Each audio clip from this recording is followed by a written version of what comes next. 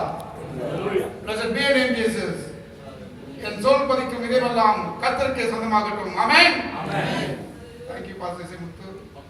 Thank you, Brother Jacob, Brother Bryson. And good morning, church. Good morning. கர்த்தர் நல்லவர், வல்லவர், நம்மை மிகவும் நேசிக்கிறவர். ஆமென். நம்மை மிகவும் நேசிக்கும் கர்த்தர் நம்மிடையே வந்திருக்கிறார். ஹalleluya. நம்மிடையே வந்திருக்கும் கர்த்தரை ஒரு பெரிய கரவொலி எழுப்பி அல்லேலூயா சொல்லி வரணுமா? ஆமென். ஆமென். இன்று நமக்கு ஒரு மாபெரும் நற்செய்தி கிடைக்கப் போகிறது. ஆமென். நமக்கு கர்த்தர் எவ்வளவு தேவைப்படுகிறாரோ அதேபோல் கர்த்தருக்கும் நாம் தேவைப்படுகிறோம். ஆமென். ஆமென். ஹalleluya. The Lord has a need for you and me today. Amen. Amen. ஜெபிப்போமாக. அப்பா வார்த்தையான இறைவனே, சத்தியவானவரும் என் குரலை கேட்பர் என்று சொன்ன தகப்பனே, இன்றும் குரலை மட்டுமல்ல உமது நற்செய்தியும் கேட்டு எங்களை ஆசீர்வதிக்க திருவுள்ளங்களும் என் மாண்டவர், என் இரட்சகர், என் மீட்பர், எமது கர்த்தர் இயேசுவின் மூலம் ஜெபிக்கிறோம் அப்பா. ஆமென்.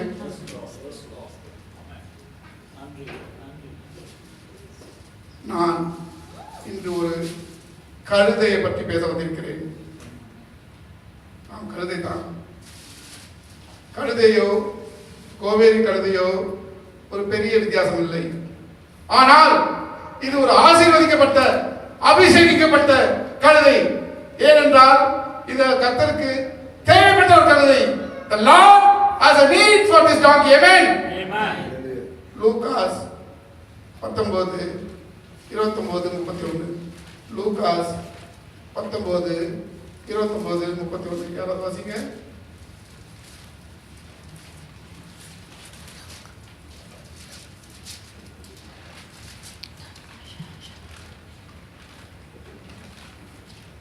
அது ஏன் அவிழ்க்கிறீர்கள் என்று யாராவது உங்களிடத்தில் கேட்டால் அது ஆண்டவருக்கு வேண்டும் என்று சொல்லுங்கள் என்றார்.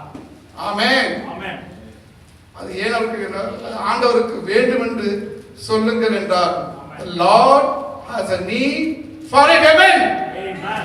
Hallelujah. Hallelujah. எனது நற்செய்திக்குள் போகும் முன் கழுதையை பற்றி 3 பொதுவான விஷயங்களை கூற விரும்புகிறேன். ஒன்று, கழுதை ஒரு புத்தியற்ற மந்தமான மிருகம். இரண்டாவது, கழுதை பொதுவாக மிகுந்த பாரமான பொதிகளை சுமக்க பயன்படுத்தப்படும் ஒரு மிருகம். நமது ஊர்களில் வண்ணான்கள், டோபிமார் அழுக்கு துணி மூட்டைகளை சுமக்க கழுதையை பயன்படுத்துவார்கள். 3, கழுதை ஒரு புறக்கணிக்கப்பட்ட ஓரங்கட்டப்பட்ட பாவமான மிருகம். கழுதை கெட்டா குட்டி சவரன் கேள்விப்பட்டிருப்பீங்க. கழுதையை பெருந்தெருக்களிலோ பிரதான வீதிகளிலோ நீங்க பார்க்க முடியாது. ஒரு ஓரங்கட்டப்பட்ட பாலடைந்த மங்களாக்களோ ஊருக்கு ஒதுக்குப்புறமாக தான் அதை பார்க்க முடியும். நச்செய்திக்கு வருவோம். முதலாவது, கழுதை ஒரு புத்தியற்ற மந்தமான மிருகம். 50 வருடங்களாக நான் கூட புத்தியற்று இருந்தேன். ஆண்டவரின் வார்த்தைகளை அறியாது மந்தமாக இருந்தேன். ஒரு முறை கூட வேத புத்தகத்தை நான் படித்தது கிடையாது. ஆண்டவரின் வார்த்தை ஒன்று கூட எனக்கு தெரியாமல் இருந்தேன். மந்தமாக புத்தியற்று இருந்தேன். ஆனால் கர்த்தர் எனக்கு அவரது வார்த்தைகளை தந்தார், வாழ்க்கையை தந்தார். ஆமென். ஆண்டவர் நம்மை விட்டு விலகுவதும் இல்லை, கை விடுவதும் இல்லை. ஆமென். கரங்களை எழுப்பி கர்த்தரை மகிமைப்படுத்துவோம். ஆமென். அமெரிக்கா உலகிலேயே மிக அதிக கிறிஸ்துவ ஜனத்தொகை உள்ள நாடு. அந்த நாட்டில் நடத்தப்பட்ட ஒரு சர்வே, ஒரு ஸ்டாட்டிஸ்டிக்கல் சர்வேயில் அறியப்பட்டிருக்கிறது 78.8%, 78.8% கிறிஸ்துவர்களுக்கு 10 வேதவாசங்களுக்கு மேல் மனப்பாடமாக தெரியவில்லை. No one knows more than 10 biblical passages by memory. கிறிஸ்துவ ஜனத்தொகை அதிகமாக உள்ள அமெரிக்காவுக்கு இந்த கதி என்றால் மற்ற நாடுகளை பற்றி நமக்கு தெரியாது. நாம் ஒருவரை பற்றி அறிய வேண்டும் என்றால் அவர்கள் என்ன சொன்னாங்க? அவர் என்ன சொல்கிறார்கள் என்று கேட்க வேண்டும். ஒபாமா பற்றி பேச தெரிய வேண்டும் என்றால் அவர் என்ன சொன்னார் என்று தெரியணும். சோனியா காந்தி, ராகுல் காந்தி, கருணாநிதி, ஜெயலலிதா இவர்கள் யாரை பற்றி அறிய வேண்டும் என்றால் அவங்க மீட்டிங்கில் என்ன பேசுகிறாங்க, அவங்களுடைய பாலிசிஸ்லாம் என்ன, அவங்க என்ன பேசுகிறாங்க, என்ன சொல்கிறாங்க, என்ன எழுதினாங்கன்னு அறிய வேண்டும். கர்த்தர் என்ன சொன்னார், கர்த்தர் என்ன சொன்னார் என்று அறிந்தால்தான் அவர் சொல்படி நாம் நடக்க முடியும். அவர் சொல்படி நடந்தால்தான் ரட்சிப்பு கிடைக்கும். ரட்சிப்பு இலவசம் அல்ல. Salvation is not free. யார் சொன்னது இதை? யார் சொன்னது salvation is not free? இலவசம் அல்ல என்று நமக்கு எப்படி அறியப்படுகிறோம்? கர்த்தரே சொல்கிறார். மத்தேயு 16:27 மத்தேயு 16:27 படிங்க.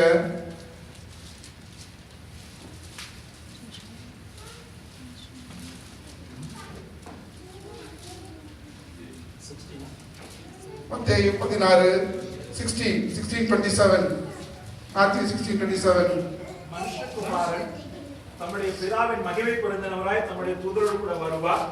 அப்பொழுது அவனவன் கிரியைக்கு தக்கதாக அவனவனுக்கு பலன் அளிப்பார். அவர் கிரியைக்கு தக்கதாக தான் பலன் அளிப்பார். அதாவது நீங்கள் எப்படி நடக்கிறீர்களோ கர்த்தரின் கட்டளைப்படி teach them to obey all that I have commanded you. Matthew 28:19 மத்தேயு 28:19 கூறுகிறது, நான் உங்களுக்கு போதித்த கட்டளைகள் அனைத்தையும் அவர்களை கீழ்ப்படிய சொல்லுங்கள். போதித்த கட்டளைகள் அனைத்தையும் அவர்களை கீழ்ப்படிய சொல்லுங்கள். கட்டளைகள் என்ன? கர்த்தரின் கட்டளைகள் என்ன? Love thy neighbor. உங்களுக்கு அடுத்தவனை நேசி. Love thy neighbor. உங்களுக்கு அடுத்தவனை நேசி. ஆம். ஆனால் அது மட்டுமா? Was it all? அதை மட்டுமா கர்த்தர் கட்டளையிட்டார் நமக்கு? இல்லை. மத்தேயு 5:17 முதல் மத்தேயு 5:17 முதல் மத்தேயு 7:22 வரை கர்த்தரின் கட்டளைகள் அடுக்கப்பட்டிருக்கின்றன. அவற்றை நாம் தெரிந்து கொள்ளாவிட்டால் அதுபடி நம்மால் நடக்க முடியாது.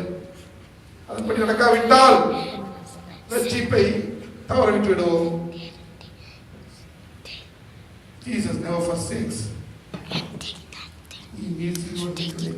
ஆண்டவர் இதை மாற்ற விரும்புகிறார். அதற்காக ஆண்டவர் நம்மை தேடுகிறார், அழைக்கிறார். We are needed by God. கர்த்தர் நம்மை கர்த்தருக்கு நாம் தேவைப்படுகிறோம் இப்பொழுது. Are you ready? இரண்டாவது, கழுதை மிகுந்த பொதி சுமக்கப்படும் ஒரு மிருகம், அழுக்கு குட்டைகளை சுமந்து மிருகம். ஆதாமின் காலத்திலிருந்து அழுக்கு பாவங்களை நாம் சுமந்து கொண்டிருக்கிறோம். வகை வகையான புது புது பாவங்கள். 2 நாட்களுக்கு முன்ன டிவியில ஒரு செய்தி கேட்டு அதிர்ச்சி ஆயிட்டேன், அதிர்ந்து போயிட்டேன். நியூசிலாந்து உலகிலேயே 14வது தேசமாக அறியப்பட்டிருக்கிறது. New Zealand was selected as the 14th nation in the world. எதற்கு? ஒரு இன சேர்க்கை திருமணத்தை சட்டமாக்கியது. legalizing same sex marriages. ஒரே நாளில் சட்டமாக்கிய அந்த ஒரே நாளில் 31 திருமணங்கள், அப்படிப்பட்ட திருமணங்கள் நடத்தப்பட்டிருக்கின்றன. என்ன கொடுங்கப்பா! இதே காரணத்துக்காகத்தான் ஆண்டவர் சோடோம் கோமோராவை அழித்தார். ஆதியாகமம் சொல்கிறது, ஆதியாகமம் 18:19 Lord Almighty God destructed Sodom and Gomorrah for the very same reason. ஆண்டவர் அழித்த ஒரு விஷயத்தை, வெறுத்து ஒதுக்கிய ஒரு விஷயத்தை நாம் சட்டமாக்கி கொண்டிருக்கிறோம். இந்த பாவத்திற்கு விமர்சனம் கிடைக்குமா? கிடைக்கும். அதற்காகத்தான் கர்த்தர் நம்மை இருக்கிறார். ஆமென். கர்த்தர் நமக்கு புதிய கட்டளை இடுகிறார். நீங்கள் எனக்கு தேவை, என்னிடம் வாருங்கள் என்று சொல்கிறார். Are you ready? நீங்கள் தயாரா? தயார் என்று சத்தமாக சொல்லுங்கள். நான் தயார். மூன்றாவது, கழுதை புறக்கணிக்கப்பட்ட ஒதுக்கப்பட்ட ஒரு மிருகம். பல பேர் ஒதுக்கப்படுகிறார்கள், புறக்கணிக்கப்படுகிறார்கள். வேலையிடத்தில் நமக்கு கிடைக்க வேண்டிய ப்ரொமோஷன்கள், உத்தியோக மேற்படிப்புகள், மேல் ஊதியங்கள், ப்ரமோஷன்கள் நமக்கு கிடைப்பதில்லை. நமக்கு கிடைக்க வேண்டிய போனஸ், கிடைக்க வேண்டிய இன்கிரிமெண்ட் கிடைப்பதில்லை. நண்பர்கள் சில சமயம் நம்மை புறக்கணித்து ஓடுகிறார்கள். உறவினர்கள் வெறுத்து ஒதுக்குகிறார்கள். எல்லா வாழ்க்கையும் நடக்கிறது. வேலை இல்லை, வீசா இல்லை, வீடு இல்லை, சாப்பாடு இல்லை, பல பல விஷயங்களில் பல விதமாக ஒதுக்கப்படுகிறோம். 5 வருடங்கள் முன்பு நான் ஒரு பெரிய ஃபைனான்சியல் கண்ட்ரோலராக இருந்தபோது என்னை சுற்றி எப்போதும் நண்பர்களும் உறவினர்களும் இருப்பாங்க. ஒரே நாள் ஒரே இரவில் நான் என் கண்பார்வை இழந்த போது அந்த நண்பர்கள் பறந்து போனாங்க. அந்த உற்ற உறவினர்களை காணோம். என்னுடைய பரிதாபத்துக்கு என் மனைவியும் என் 2 சிறு குழந்தைகளும் தான் என்னுடன் இருந்தார்கள். அது அதோடு சேர்த்து கும்பிட்டு only darkness and my pathetic wife and 2 innocent children. நான் அழுதேன், பயந்தேன், தனிமைப்படுத்தப்பட்டவன், அதிர்ச்சி விட்டு பரிந்துரைத்துக் கொண்டிருந்தேன்.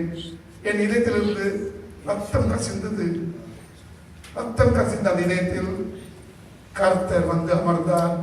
ஆமென். எல்லாம் மாறி போன. ஆமென். மார்க் 4:14 கூறுகிறது. மார்க் 4:14 விதை விதைப்பவன் வார்த்தையை விதைக்கிறான். மார்க் 4:14 விதைப்பவன் வார்த்தையை விதைக்கிறான். கர்த்தர் சொல்கிறார், அதை உங்களது இதயங்களில் வார்த்தையை விதைத்து பாருங்கள், கர்த்தர் வளருவார். Amen. Sow the word of gospel in your heart. Jesus would grow. Amen. Hallelujah. சரி, நாம் ஆண்டவருக்கு ஏன் தேவைப்படுகிறோம்? எதற்கு நாம் ஆண்டவருக்கு தேவைப்படுகிறோம்? எதற்கு நம் ஆண்டவர் நம்மை அழைக்கிறார்? எதற்கு அந்த கழுதையை அழைத்து வர சொன்னார்? எதற்காக அந்த கழுதையை கர்த்தர் அழைத்து வர சொன்னார்? கழுதை தன்னை ஏற்றிக்கொண்டு மக்களிடம் அழைத்து செல்ல அழைத்தார். The same reason, அதே காரணத்துக்காகத்தான் கர்த்தர் நம்மை இன்று அழைக்கிறார். Take him to the people. அவரை நாம் மக்களிடம் எடுத்து செல்ல வேண்டும். அவரின் வார்த்தைகளை தெருக்களில் எடுத்து செல்ல வேண்டும். அதற்காக கர்த்தர் அழைக்கிறார். ஏன் கர்த்தரை நாம் மக்களிடம் எடுத்து செல்ல வேண்டும்? ஏன் கர்த்தரின் வார்த்தைகளை நாம் தெருக்களுக்கு எடுத்து செல்ல வேண்டும்? இன்று தெருக்களில், கிராமங்களில், நகரங்களில், ஊர்களில், தேசங்களில் சாத்தானின் ஆதிக்கம் தலைவிரித்தாடுகிறது. சாத்தான் அவரை எளிய எதிரி அல்ல, அவன் ஒரு மாபெரும் எதிரி. அவனை எதிர்கொள்ள நமக்கு கர்த்தர் தேவை.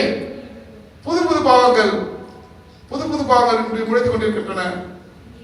இன்டர்நெட் போனோகிராஃபி, இன்டர்நெட் ஆபாசங்கள் ஒரு பெரிய அதிர்ச்சி, அழிவு சாதனம். அது பெரிய பெரிய தலைவர்கள், பெரிய பெரிய கிறிஸ்துவ பாதிரியார்கள் எல்லாம் கூட இதில் மாட்டிக்கொண்டு பரிந்துரைத்துக் கொண்டிருக்கிறார்கள். ஃபேஸ்புக் நல்லவர்களின் கையில் அது ஒரு நல்ல சாதனம், ஒன்றும் தெரியாதவர் கையில் அது ஒரு அழிவு சாதனம். ஃபேஸ்புக்கை துவங்கிவிட்டு தங்களது ஃபேஸ்களை, தங்களது முகங்களை ஒழித்துக் கொண்டு அவர்கள் பலர் இருக்கிறார்கள். After opening the Facebook, they cannot show the face to others. இப்படி பல பாவங்கள் இருக்கின்றன. இதையெல்லாம் கர்த்தர் மாற்ற விரும்புகிறார். அதற்காக கர்த்தர் நம்மை அழைக்கிறார். நமக்கு தேவைப்படுகிறோம், அவருக்கு தேவைப்படுகின்றோம். இப்போ ஒரு முக்கியமான நற்செய்தியை நான் சொல்ல போறேன். நல்லா கவனிங்க. மார்க் 2:5. மார்க் 2:5. இயேசு அவர்கள் விசுவாசத்தை கண்டு திமிர்வாதக்காரனை நோக்கி, மகனே, உன் பாவங்கள் உனக்கு மன்னிக்கப்பட்டது என்றார். ஆமென். மகனே, உன் பாவங்கள் மன்னிக்கப்பட்டன. நல்லா கவனிங்க. இது கிறிஸ்துவின் திருச்சபை வாழ்க்கையில் 1ஆம் வருடத்தில் நிகழ்ந்ததாக விபிலிய சரித்திரம் கூறுகிறது. This incident happened in the very first year of Jesus' ministry. 1ஆம் வருடத்திலேயே கர்த்தருக்கு பாவங்களை மன்னிக்கக்கூடிய வல்லமை இருந்திருந்தால், பின் ஏன் அந்த சிலுவை, ஏன் ஐயா கர்த்தர் சிலுவையில் மரித்தார்? ஏன்? If he has the the power to forgive in the very first year. Why the cross? ஏன் பாடுபட்டார்? ஏன் ரத்தம் சிந்தினார்? ஏன் அந்த சிலுவையில் மரித்தார்? ஏன்?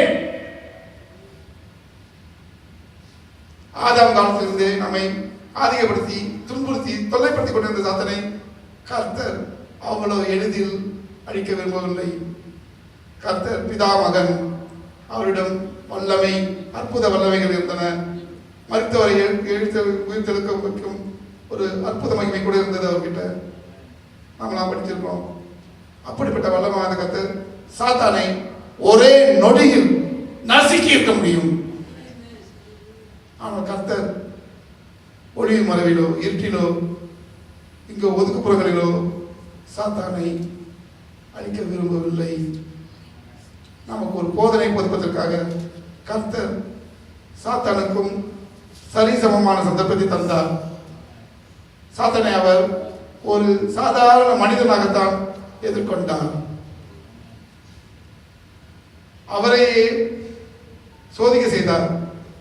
வனாந்தரத்தில் 40 நாட்கள் அவர் தபஸ் செய்து கொண்டிருக்கும் முகாம்கள் சாத்தானை சோதிக்க அனுமதித்தார். தன்னையே சோதிக்க அனுமதித்தார். தன்னுடைய ஒரு சீடனை ஏமாற்றி தன்னை காட்டிக் கொடுக்க அனுமதித்தார். தன்னுடைய ஒரு பிரதான சீடரை அப்போஸ்தலரை ஏமாற்றி தன்னை 3 முறை மறுதலிக்க செய்தார். யூத குருக்களை, பரிசேயர்களை, ரோமானியர்களை தன்னை துன்புறுத்தவும் பரிதவிக்கவும் சாத்தனை விட்டு அனுமதித்தார். இதற்கெல்லாம் பின் கர்த்தர் for the final kill. கர்த்தர் ஒரு யுத்த பூமியை தேர்ந்தெடுத்தார். சாத்தானை அழிப்பதற்கு கர்த்தர் ஒரு யுத்த பூமியை தேர்ந்தெடுத்தார். மக்கள் முன் கல்வாரி மலையின் உச்சியில் இந்த யுத்த பூமி தான் அந்த இரத்த சிலுவை. ஆமென். அல்லேலூயா. அந்த இரத்த சிலுவையின் மேல் ஏறி கொண்டு கர்த்தர் சாத்தானை அழித்து ஒதுக்கி நசுக்கினார். ஆமென். அந்த இரத்த சிலுவையின் உபதேசம், அந்த இரத்த சிலுவையின் உபதேசம் 2 முக்கியமான உபதேசங்கள். ஒன்று, சாத்தானை அழிக்க ஒரு பிதா மகன் தேவையில்லை. ஆமென். ஒரு சாதாரண மனிதனாக, ஒரு ஆண்மகனாக, ஒரு பெண்ணாக அழிக்க முடியும் சாத்தானை என்று காண்பித்தார். நமக்கு இந்த முதல் போதனை இதுதான். ஆமென். இரண்டாவது, சாத்தானை அழிக்க கடைசி வரை சென்றால் கூட நீங்கள் கைவிடக்கூடாது. Even if you have to go to the very end, even if you have to go to the cross, don't give up. Amen. சாத்தானை அழிக்க முடியும் என்று காண்பித்தார். அதுதான் சிலுவையின் உபதேசம். அந்த சிலுவையின் உபதேசத்தை கர்த்தர் நம்மை மக்களிடம் எடுத்து அழைக்கிறார். ஆமென். To take the power of the word, he wants us today. Amen. எபிரேயர் 12:24 கூறுகிறது. எபிரேயர் 12:24 கர்த்தரின் ரத்தம், பரிசுத்த ரத்தம் நற்செய்தியை பேசுகிறது, பாவ மன்னிப்பை பேசுகிறது. The precious blood of Jesus speaks better things and speaks forgiveness. Amen. Hallelujah. இது நமக்கு எடுத்து செல்ல வேண்டும். சிலுவையின் உபதேசம், சிலுவையின் உபதேசம் 1 கொரிந்தியர்கள் 1:18. சிலுவையின் உபதேசம் 1 கொரிந்தியர் 1:18. 1 Corinthians 1:18. For those of us who are being saved, it is the power of God. சிலுவை பற்றிய உபதேசம் கெட்டுப்போவர்களுக்கு பைத்தியமாக இருக்கிறது, ரட்சிக்கப்படுகிற நமக்கோ அது தேவ பலமாக இருக்கிறது. ரட்சிக்கப்படும் நமக்கோ அது தேவ பலமாக இருக்கிறது. The power of God. For those of us who are being saved, it is the power of God. That is the message of the cross. That message, அந்த சிலுவையின் உபதேசத்தை கர்த்தர் நம்மை மக்களிடம் தெருக்களுக்கு எடுத்து செல்ல சொல்கிறார். நீங்கள் ரெடியா? Are you ready? நீங்கள் தயாரா?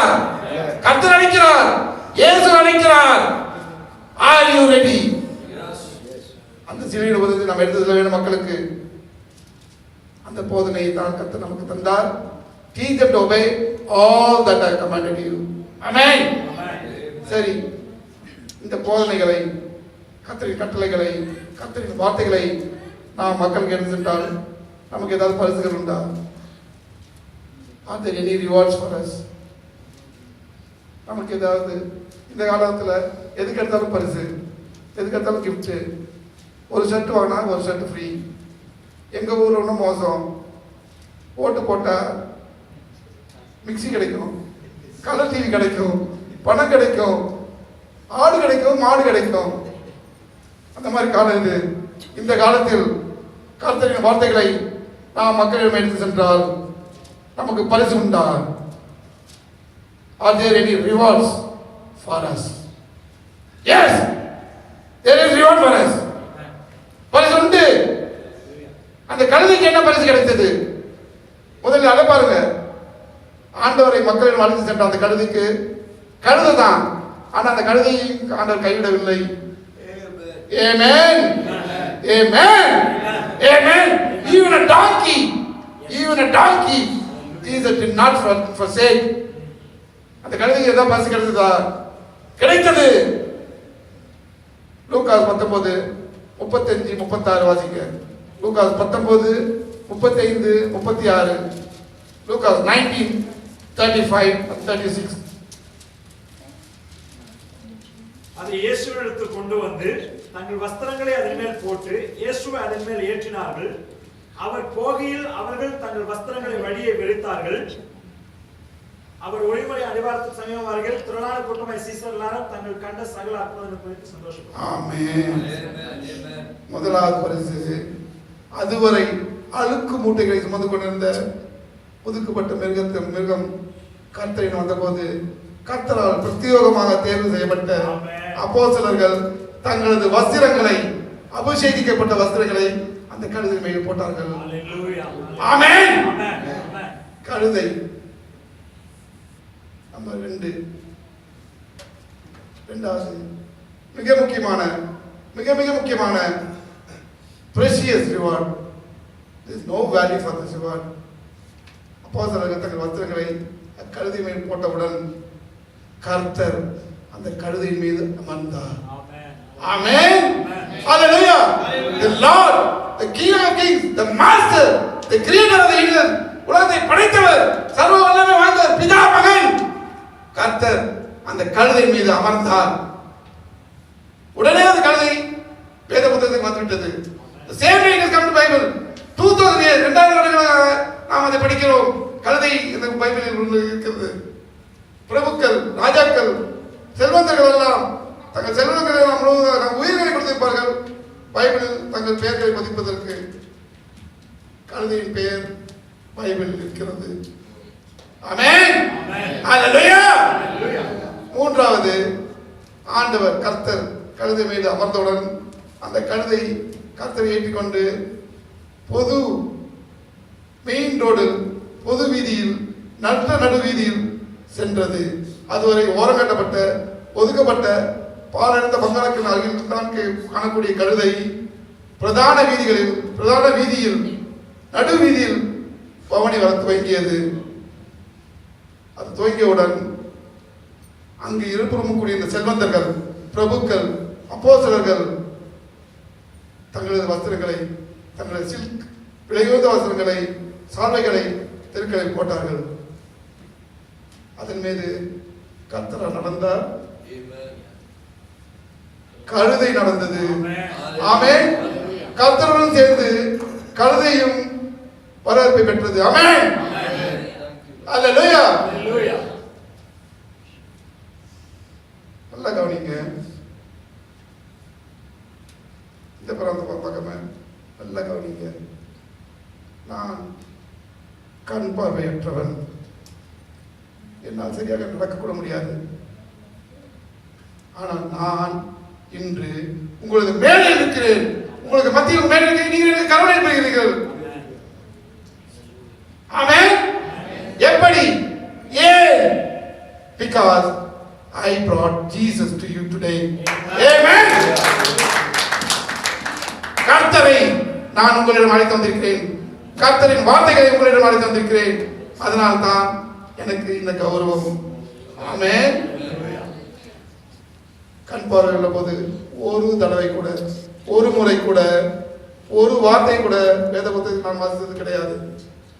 I have never read single word from the Bible.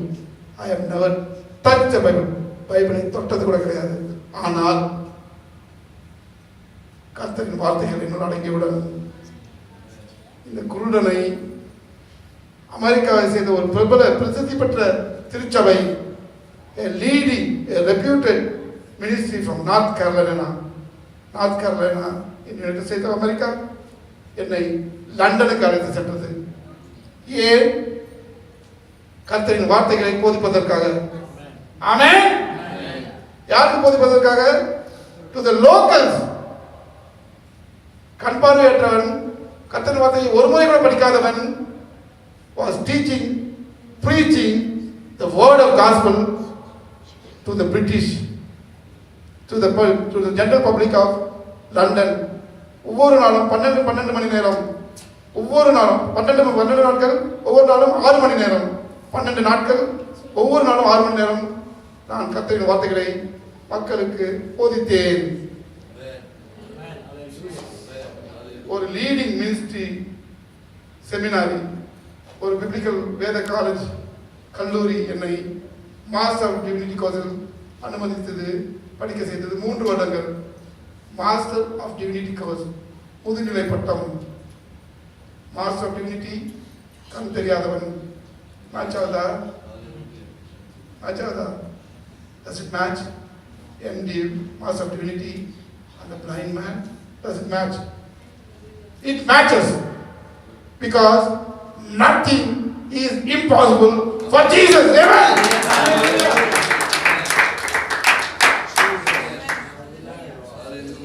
கண் தெரியாத ஒருவன், தட்டு தெரிமாறி நடப்பவன், 238 பக்கங்கள் கொண்ட ஒரு வேத புத்தகத்தை எழுதினான்.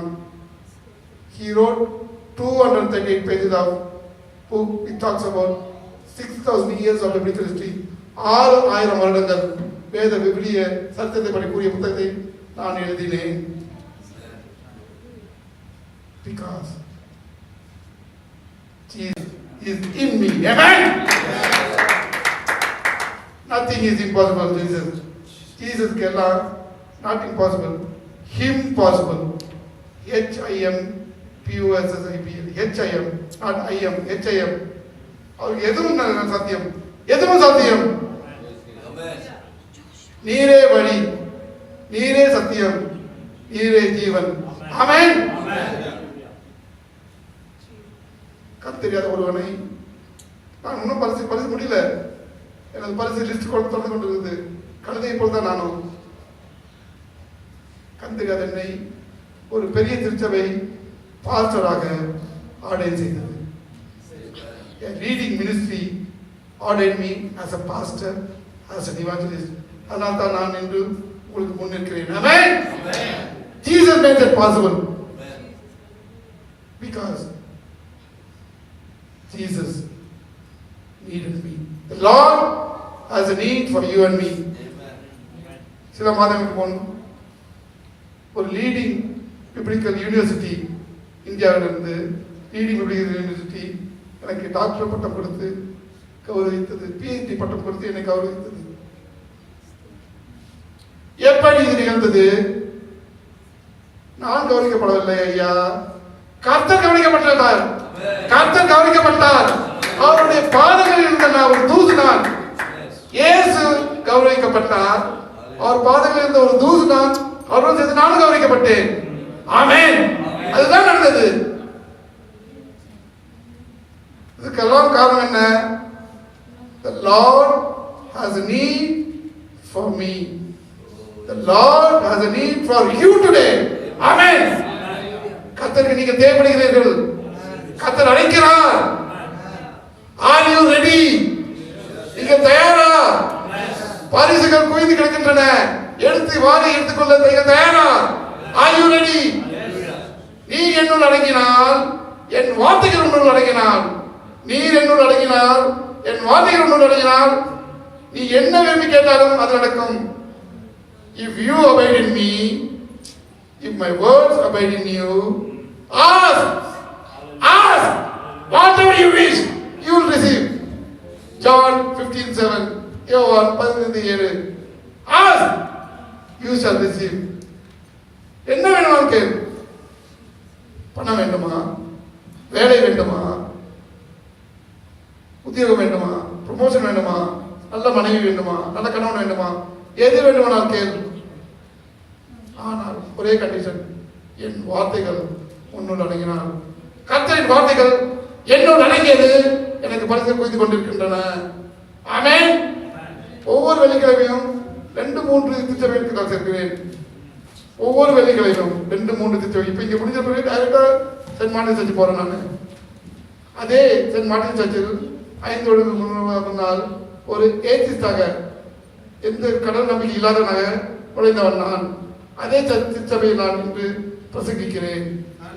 அல்லேலூயா, ஆமென், அல்லேலூயா. Lord, I am ready. கர்த்தரே, நான் தயார். என்னுள் இறங்கும், என்னுள் இறங்கும் அப்பா, என்னுள் இறங்கும். இறங்கி என்னை மக்களுக்கு அழைத்து செல்ல பயன்படுத்தும். அந்த வார்த்தைகளை மக்களுக்கு அழைத்து செல்ல பயன்படுத்தும். Lord, take me, come in me, and ride on me, lead me with your words to the people. சொல்லுங்கள், ஒவ்வொருவரும் கர்த்தரிடம் சொல்லுங்கள், கர்த்தரே நான் தயார். சொல்லி பாருங்கள், சொல்லுங்கள், சொல்லி பாருங்கள், கூறி பாருங்கள், பரிசு கிடைக்கும். இது சத்தியம், நான் உதாரணம். இது சாட்சியம் அல்ல, இது உண்மை. இது சாதாரண சாட்சியம் அல்ல, இது நடந்து கொண்டிருக்கும் ஒரு உண்மையான வாழ்க்கை. சாட்சியம் என்ற முடிந்துவிட்ட கதை, இது முடியவில்லை, நடந்து கொண்டிருக்கிறது. நீங்கள் பணக்காரராக இருந்தாலும் சரி, ஏழையாக இருந்தாலும் சரி, நல்ல உடல்நலம் வாய்ந்தவராக இருந்தாலும் சரி, நோய்வாய்ப்பட்டவராக இருந்தாலும் சரி, வேலையில் இருந்தாலும் சரி, வேலையிலும் சரி, வீசா இருந்தாலும் சரி, நண்பர்களால் புறக்கணிக்கப்பட்டவர் இருந்தாலும் சரி, உறவினர்களால் ஒதுக்கப்பட்டவர்கள் சரி, கவலை இல்லை ஐயா, கவலை இல்லை. இங்கு தனிமையாக இல்லை, கர்த்தர் உங்களுடன் இருக்கிறார். Jesus is with you. கர்த்தர் எழுப்பி ஆண்டவரை மகிமைப்படுத்துங்கள். Hallelujah, hallelujah, hallelujah. Blessed be your name, Jesus. May all the glory go to the Heavenly Father and to the Son. Thank you, church. God bless all of you. Amen.